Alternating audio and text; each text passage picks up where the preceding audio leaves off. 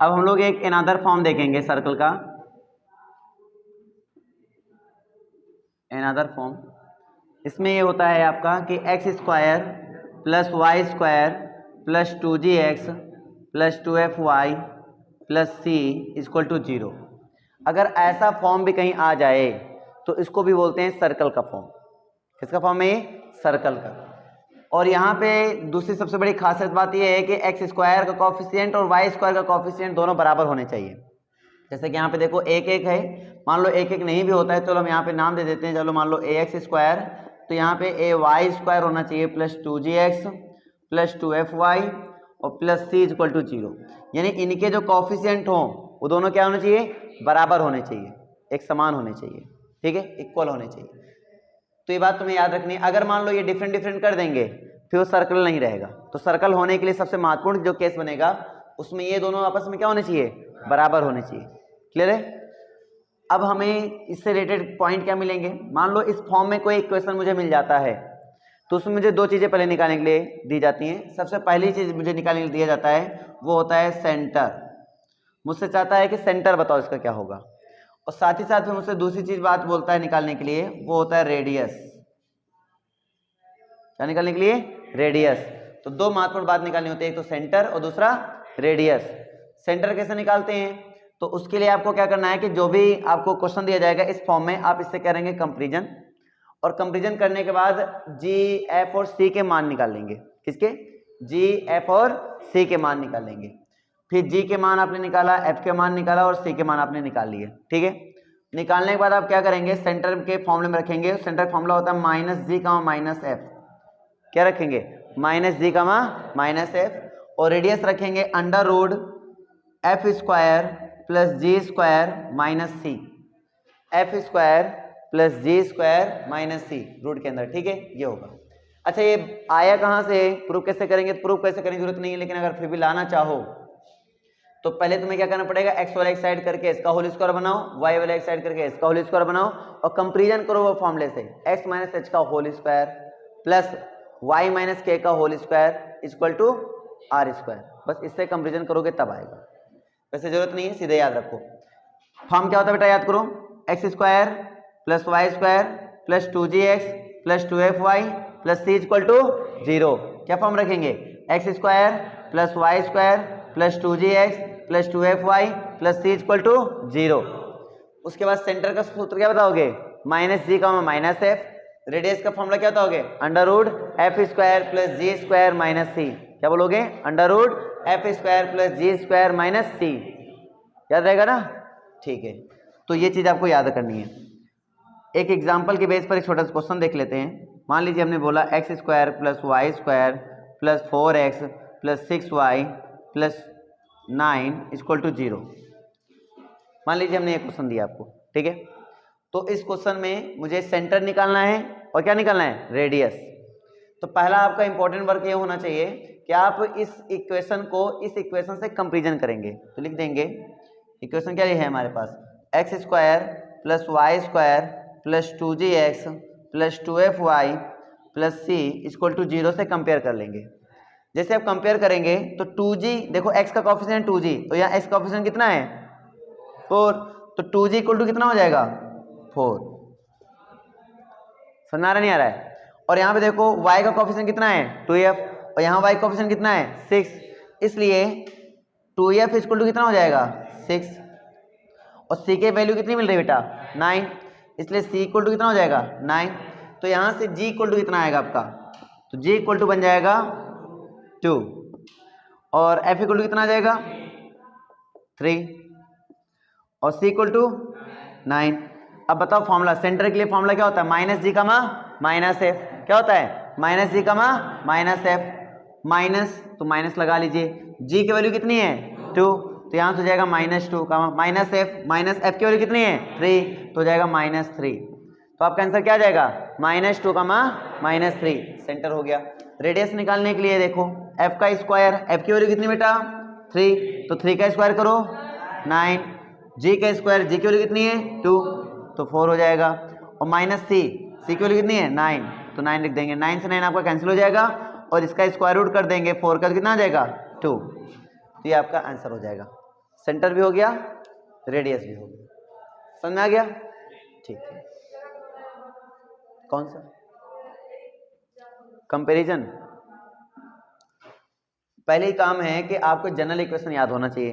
तो जो भी क्वेश्चन तुम्हें दिया गया है उसमें जनरल इक्वेशन लिख के आप उसे कंपैरिजन करोगे। कंपैरिजन का मतलब इतना होता है कि आपको किसके पोजीशन पे क्या मिल रहा है। जैसे x के कोएफिशिएंट में 2g दिख रहा है और यहाँ x के कोएफिशिएंट में 4 दिख रहा है। इसका मतलब है 2g जो इक्विवेलेंट है किसके? 4 के। 2f जो है वो किसके इक्विवेलेंट है? 6 के, क्योंकि y का कोएफिशिएंट 2f है और यहाँ y का कोएफिशिएंट मतलब गुणांक होता है। तो y का कोएफिशिएंट 2f है और यहाँ y का कोएफिशिएंट कितना है? 6। इसका मतलब 2f इक्वल टू किसके हो जाएगा? 6 के, और c इक्वल टू कितना है? 9। सिंपल, बाकी तो कर ही लोगे। और कोई डाउट? समझ आ गया बेटा? ठीक है, तो एक क्वेश्चन मैं और दूंगा आप लोग के लिए, है ना, वो आप लोग खुद ट्राई करो और डाउट आए तो बताना।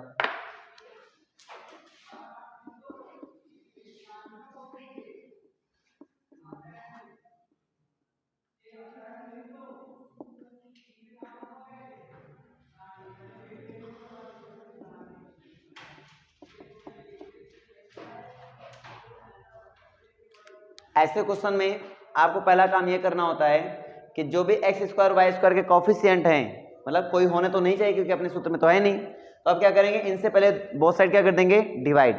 किससे डिवाइड करेंगे? यहाँ पर 2 से। किससे करेंगे? 2 से। 2 से डिवाइड करेंगे तो आप देखोगे इस फॉर्म में बन जाएगा। जैसे इस फॉर्म में बनेगा आप ये फॉर्म लिखेंगे और कंपेरिजन कर लेंगे और फिर जी और एफ और सी की वैल्यू निकालेंगे, ठीक है, और फिर सेंटर और रेडियस के फॉर्म में रखेंगे, वो लग जाएगा। चलो ट्राई करो। चलो देखो कैसे लगाएंगे।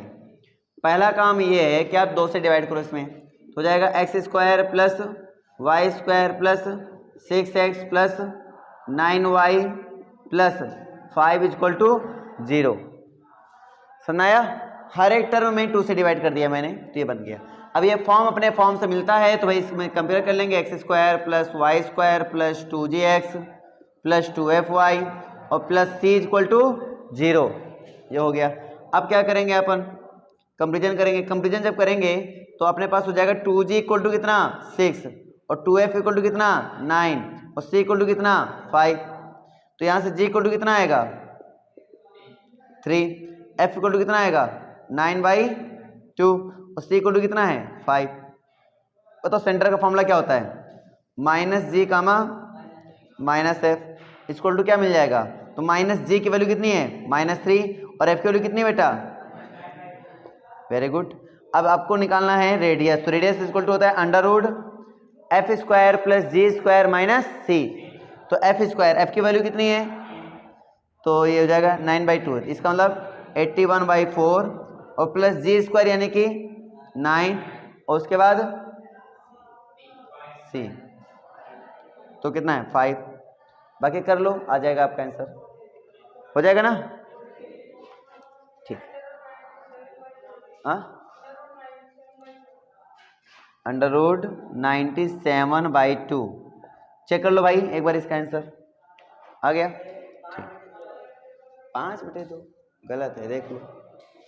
बात करते हैं, अभी हमने एक बात बताई इसमें कि जो सेंटर होता है बेटा, सेंटर, ठीक है, वो सेंटर यहाँ पे क्या आया? -g कमा -f और रेडियस क्या आया बेटा आपका? तो under root F square plus G square minus C. एक बात तो समझ में आ गई कि हाँ ये है, लेकिन केस की बात कर लेते हैं। यहाँ केस क्या बनेगा? मान लीजिए F square plus G square minus सी की वैल्यू पॉजिटिव आती है। क्या आती है? Positive, is greater than 0। तो आपने देखा अपना सर्किल भी मिल जाता है, सब कुछ हो जाता है। तो यहाँ इसका मतलब हुआ कि आपको जो सर्कल मिलेगा वो रियल सर्कल होगा। हाँ, रियल यानी वास्तविक वृत्त, है ना, कोई दिक्कत नहीं आएगी, रियल सर्कल। लेकिन केस सेकंड ये कहता है अगर F square plus G square minus से इक्वल टू 0 हो जाएगा तो क्या होगा? F square plus G square minus सी अगर इक्वल टू 0 हो जाएगा तो क्या होगा? हाँ, 0, इसको ना समझते हो? सेंटर तो है, रेडियस की लेंथ 0 हो गई, रेडियस पूरी 0। भाई ये 0 होने मतलब ये रेडियस पूरी 0 हो जाएगी, और रेडियस 0 होने का मतलब क्या निकल के आ रहा है? जरा सोचो और बताओ। सर्कल ही नहीं रहेगा।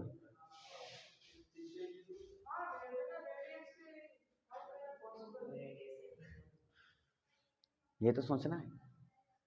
रेडियस 0 हो गई तो सर्कल कैसा होगा, तो उसको बोलते हैं पॉइंट वाइज सर्कल, बिंदुवत, है ना, बिंदुनुमा वृत्त, यानी कि पॉइंट वाइज सर्कल।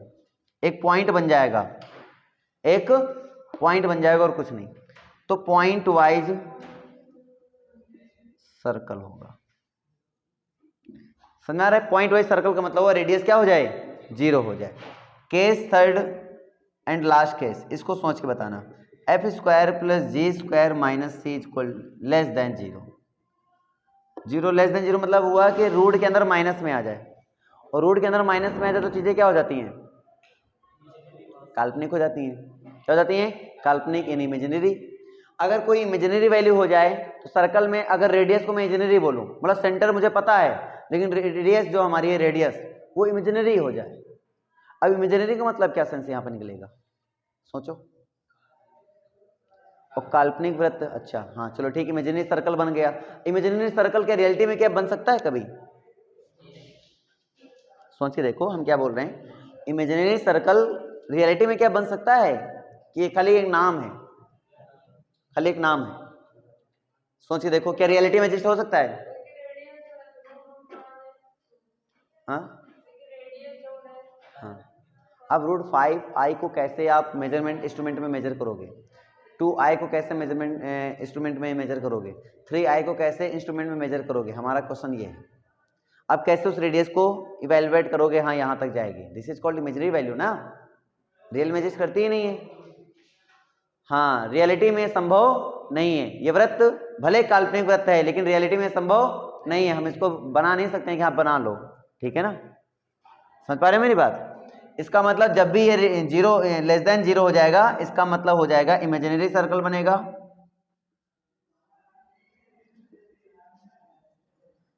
सर्कल कैसा होगा, इमेजिनरी होगा, ठीक है। और साथ ही साथ रियलिटी में बता रहा हूँ ये इम्पॉसिबल है, साथ साथ इसकी रेडियस जो होगी इमेजिनरी होगी, रेडियस भी कैसी होगी, इमेजिनरी, और सर्कल भी कैसा होगा, इमेजिनरी। और अगर कोई तुमसे पूछे रियलिटी में पॉसिबल है तो बोलो रियलिटी में एग्जिस्ट नहीं करेगा, बस ये एक कल्पना, बस हम इसको देख सकते हैं और कुछ नहीं, ठीक है। ये हो गया।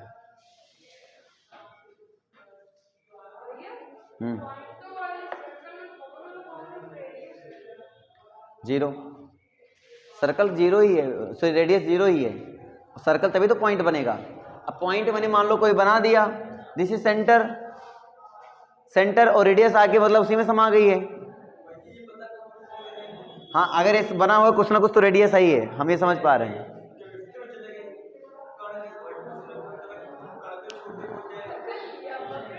पकड़ लिया, केमिस्ट्री नहीं है ना, मैथ्स है। विदाउट रेडियस क्या होगा, चाहे जितना जूम कर लो वो एक सेंटर ही है, वो एक सेंटर ही है। केमिस्ट्री तो है नहीं कि उसको आप सूक्ष्मदर्शी से देखोगे, उसके अंदर फिर प्रोटॉन न्यूट्रॉन मेसॉन सारी चीज़ें मिल जाएंगी। हाँ हाँ समझ पा रहे हैं, समझ पा रहे हैं, तुम्हारा जो भावना है सब समझ पा रहे हैं कि एक पॉइंट को भी आप सूक्ष्मदर्शी से देखोगे तो उसमें रेडियस आप निकाल सकते हो, लेकिन यहाँ पे एक पॉइंट ही बोला जाएगा उसको, समझे। चल अपने पास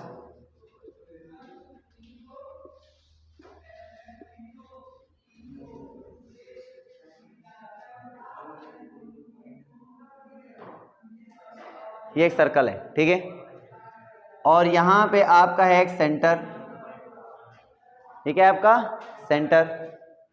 अब तुम्हें ये दिया गया एक डायमीटर ए बी, जिसके आपको पॉइंट्स दे दिए जाएंगे, इंड्स पॉइंट्स। मान लिए इसके दिया गया x1 और y1, और इसका दिया गया भाई आपको x2 और y2। मैं आपसे एक बात जानना चाहता हूं कि सर्कल के इक्वेशन कैसे निकालोगे, सर्कल का इक्वेशन कैसे निकालोगे? रेडियस तो निकाल लोगे कि डिस्टेंस बिटवीन 2 पॉइंट्स निकाल के उसका हाफ कर देंगे तो रेडियस तो निकल आएगा। फिर सेंटर कैसे निकालोगे, सोचो, सेंटर कैसे निकलेगा?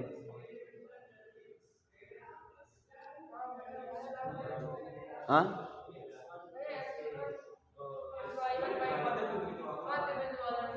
बिल्कुल सही, क्योंकि जो सेंटर है वो इस लाइन का क्या है, मिड पॉइंट है ना। इसका मतलब ये हुआ कि अगर मैं मिड पॉइंट लगा दूं x1 plus x2 by 2 comma y1 plus y2 by 2, तो क्या निकल आएगा? सेंटर। और इनके डिस्टेंस निकाल के अगर हाफ कर दिया जाए तो रेडियस निकल आएगी। एक तरीका ये हुआ। एक दूसरा भी तरीका मैं तुम्हें सिखाता हूँ। ये तो समझ में आ गया होगा कि सेंटर निकालना है, सीधे निकाल लेंगे। कैसे? मिड पॉइंट का फॉर्मूला लगाएंगे, x1 plus x2 by 2 y1 plus y2 by 2, आ गया सेंटर। रेडियस निकालने के लिए इन दोनों पॉइंट के बीच का डिस्टेंस निकाल लो, या फिर a और b के बीच का डिस्टेंस निकाल लो। डिस्टेंस का फॉर्मूला क्या होता है? Under root x1 minus x2 का whole square plus y1 minus y2 का होल स्क्वायर लगाकर हम ये डिस्टेंस निकाल लेंगे। और क्योंकि डायमीटर निकलेगा, रेडियस क्या होता है? डायमीटर का हाफ, तो उससे भी आप निकाल सकते हो। ठीक है, एक तरीका तो ठीक है, ये तो बेस्ट तरीका था आप लोग का, जो कि डिस्कस कर लिया, बिना बताए डिस्कस किया, बहुत ही अच्छी बात है। और सबसे अच्छी बात यह है कि तुम लोग सोच रहे हो, तो मतलब मजा आ रही समझने में ना। लेकिन एक तरीका और भी हो सकता है, सोचो क्या तरीका हो सकता है और एक? हाँ, सेंटर नहीं, इक्वेशन निकालने का, इक्वेशन निकालने का सोचो।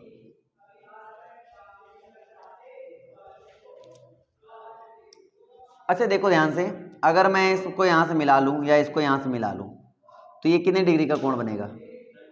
90 डिग्री का। कौन से रूल से?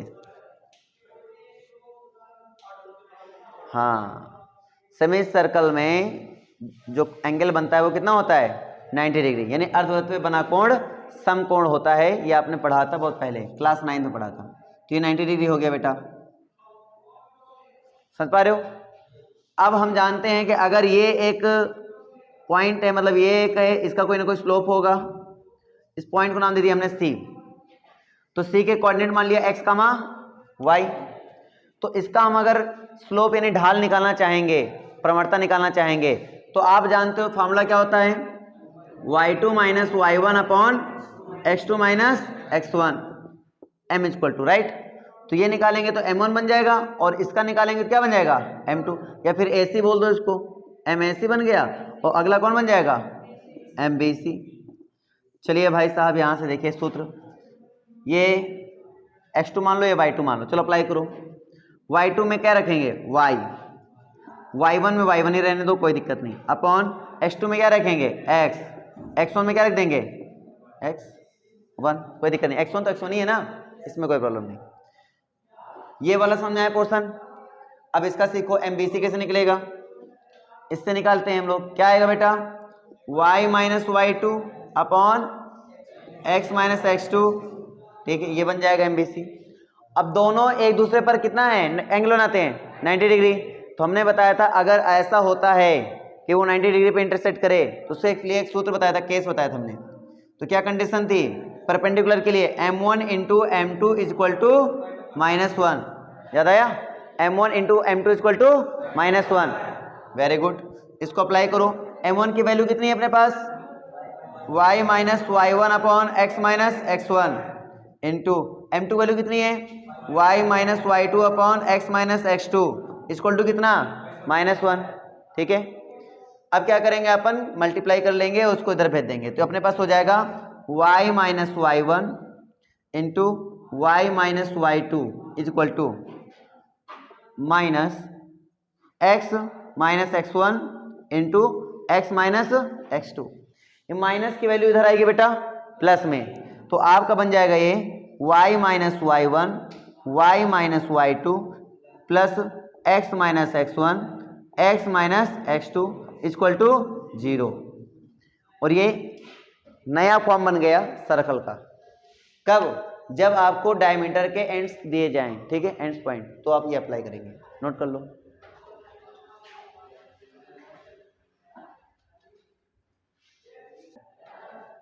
कहते हैं कि वो कंडीशन बताइए जिसमें तुम्हें पता चल जाए कि दो सर्कल एक दूसरे को टच कर रहे हैं। सर्कल टच कर रहे हैं, कैसे पता चलेगा?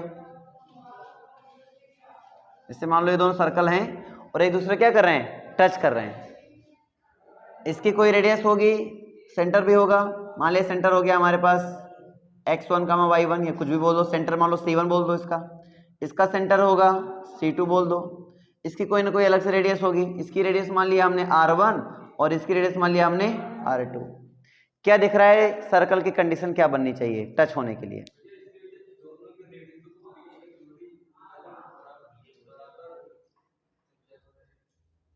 क्लियर बोलो।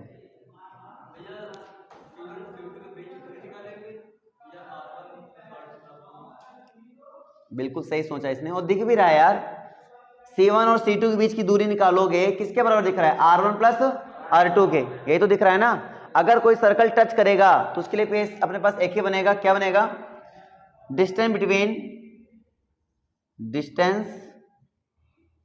बिटवीन सेंटर्स, यानी कि C1 एंड C2। C1 और C2 के बीच की दूरी बराबर होगी R1 प्लस R2 के। बस इतना तुम्हें याद रखना है। यही कंडीशन है किसके लिए? सर्कल को टच करने के लिए। अगर दो सर्कल एक दूसरे को टच करें तो आपके पास यही कंडीशन होगी प्रूफ करने के लिए। आप यही प्रूफ करेंगे। अगर ये प्रूफ कर देते हैं तो सर्कल टच कर रहा है, अगर ये प्रूफ नहीं होता है तो टच नहीं कर रहा है। बस इतना अंतर है। हाँ, कोई फर्क नहीं पड़ता। छोटा वृत्त क्यों टच नहीं कर सकते हैं क्या? अरे यार, रेडियस बराबर कौन बोल रहा है? रेडियस का सम इक्वल होना चाहिए इस सेंटर के बीच के डिस्टेंस के। नहीं समझ क्या बात? अगर हम एक छोटा भी सर्कल बना दें और एक बड़ा भी सर्कल बना देते हैं तो भी तो इसकी कोई ना कोई रेडियस होगी भाई साहब। हाँ, ये जैसे तुमने बोला तो ये कंडीशन फेल हो जाएगी ना। फिर रेडियस का सम सेंटर के डिस्टेंस की कहाँ इक्वल हो पाएगा? जैसे कि मैं तुम्हें टच करके दिखाता हूँ। जैसे तुमने कहा सर अंदर से टच हो जाए, बिल्कुल टच हो सकता है अंदर से। इसका सेंटर यहाँ, इसका सेंटर यहाँ, ठीक है। अब इसकी रेडियस इतनी बड़ी है और R2 इतनी बड़ी रहेगी। मान लो ये R2 रहेगी, ये R1 इतनी बड़ी, सेंटर ये, तो डिस्टेंस सेंटर के ये। अब इन दोनों को तुम ऐड करोगे, कितना बड़ा हो जाएगा? और सेंटर के बीच की डिस्टेंस क्या इक्वल होगा? क्या नहीं होगा। तो ये कंडीशन फेल हो जाएगी ना। इसका मतलब ये जो टच कर रहे हैं बाहर से टच कर रहे हैं, अगर वैसा नहीं है तो कंडीशन सेटिस्फाई होगा ही नहीं। समझे नहीं समझे? इनसाइड के लिए अलग ही केस बन जाएगा, फिर उस पर अलग ही हम चर्चा करेंगे। वो होते हैं केस, बस बताऊंगा नहीं क्योंकि तुम्हारे सिलेबस में नहीं आ रहा ना वो चीज़। 11th सिलेबस में नहीं आ रहा, इसलिए नहीं बता रहा हूँ। नहीं, वो सब चीज़ें होती हैं, ठीक है। इंटरसेक्ट कर जाए, इन साइड से टच करे, है ना, टच ही ना करे। अब सोचो टच नहीं करेगा तो क्या होगा? उसका भी एक केस बनेगा। अगर टच नहीं करेगा तो उसका भी एक केस बनेगा। तो लेकिन ये सब चीज़ें हम लोग यहाँ भी डिस्कस नहीं करेंगे। फिलहाल के लिए टच करने के लिए जो बाहर से टच कर रहा है उसके लिए कंडीशन समझ में आई कि नहीं आई? ये कंडीशन समझ में आई कि नहीं आई? ठीक है, तो ये चीज़ें होती हैं। ओके,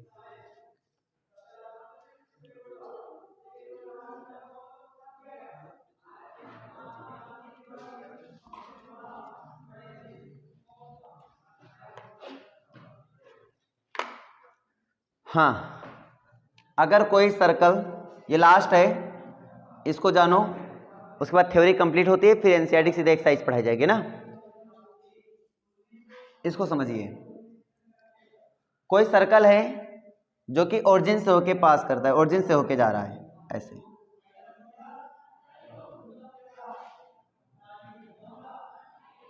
और एक्स एक्सिस पे और वाई एक्सिस पे कोई ना कोई इंटरसेप्ट है। मतलब इंटरसेप्ट मतलब अंताखंड, ठीक है। तो इंटरसेप्ट, यहाँ पे इंटरसेप्ट जिसका जो है वो ए है, और यहाँ पे इंटरसेप्ट जो है उसका क्या है? बी। एक्सिस पे मान लो ए लेंथ है और वाई एक्सिस पे मान लो बी। ये ए और बी लेंथ कैसे निकालोगे? क्वेश्चन ये है मेरा क्वेश्चन ये है कि ए लेंथ और बी लेंथ कैसे निकालोगे? अगर कोई सर्कल का इक्वेशन तुम्हें दे दिया जाए, कोई एक सर्कल के इक्वेशन तुम्हें मैं दे दूं और तुमसे बोलूं कि तुम ये इक्वेशन निकालो, तो कैसे निकालोगे? हाँ,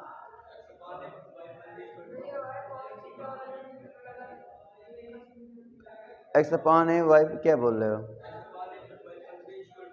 ना ना ना, ये कोई स्ट्रेट लाइन नहीं है जो x upon a plus y upon b equal to 1 लगा दोगे। ये है इक्वेशन ऑफ सर्कल भाई साहब। तुम लोग बताओगे कुछ? सेंटर, अरे यार, सर्कल के इक्वेशन दे दिया है, सीधे सर्कल के इक्वेशन दे दिया है, तो जाहिर बस सर्कल के इक्वेशन देने का मतलब क्या हुआ? सेंटर और रेडियस मुझे पता है ना। अब सोचो कि ए और बी कैसे निकालेंगे हम लोग। ये सोचो कि ए और बी कैसे निकालेंगे। देखो मैथ है, सोचना तो पड़ेगा यार। इक्वल टू, ठीक है, अंडर रूट क्या बना था?